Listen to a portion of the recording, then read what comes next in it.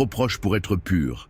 Il y a des ressemblances qu'on préfère ignorer, et parmi elles, celle entre l'homme et le porc. Ce n'est pas une image, ce n'est pas une insulte, c'est une réalité biologique. Son appareil digestif est si proche du nôtre que c'est l'un des premiers modèles utilisés en médecine. Même longueur intestinale, mêmes enzymes digestives, même rapidité d'absorption. Il assimile ce que nous assimilons. Il stocke comme nous stockons. Il transforme les graisses comme nous les transformons. Sa peau est presque identique à la nôtre. Même épaisseur, même souplesse, même vascularisation. Les pansements pour grands brûlés, fabriqués avec sa peau, ses organes internes, compatibles, transplantables, reconnus par notre système immunitaire presque comme les nôtres. Son cœur bat comme le nôtre, ses reins filtrent comme les nôtres, ses yeux, son foie, son pancréas copient les nôtres à un point troublant. Et son code génétique, plus proche encore que celui de certains primates, mais bien qu'il nous ressemble biologiquement, ce n'est pas notre semblable. Il n'y a ni humanité, ni dignité spirituelle dans cette ressemblance. C'est une proximité de chair, pas de cœur, une ressemblance d'organes, pas de valeur. Et c'est justement cela qui rend la confusion plus dangereuse encore. Alors la question se pose, pourquoi cet animal-là, si proche, si semblable, est-il interdit à la consommation par tous les prophètes connus depuis les temps les plus reculés? Il est impur, sans aucun doute. C'est ce que Dieu nous a appris.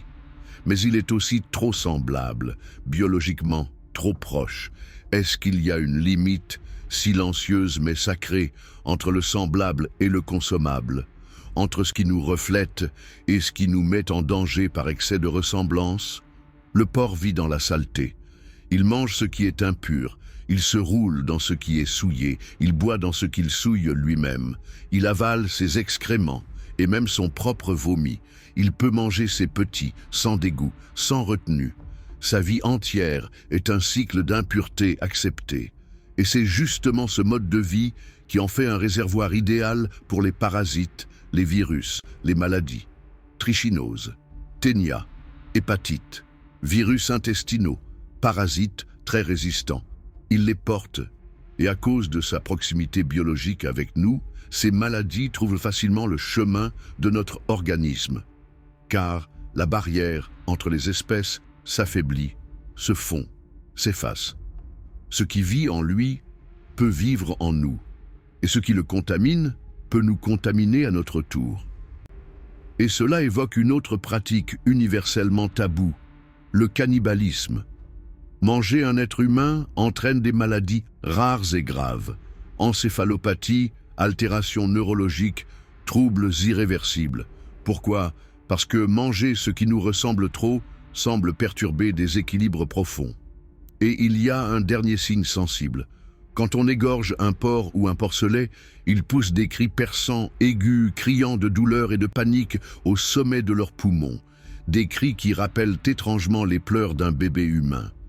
Ce n'est pas un détail, c'est un écho cru, un miroir sonore de la souffrance. Et que faire quand ce qu'on entend ressemble à ce qu'on est? Ce n'est pas parce que ça a bon goût et que tout le monde le mange que c'est bon pour nous. On ne rejette pas uniquement une chair. On met à distance un reflet dangereux. Parfois, ce qui a bon goût n'est pas bon pour nous. Il nous ressemble. Et c'est bien là le piège. Même chair, même sang, même organe, même peau. Mais pas la même vie, pas la même dignité, pas la même limite. Il mange ce qu'il rejette.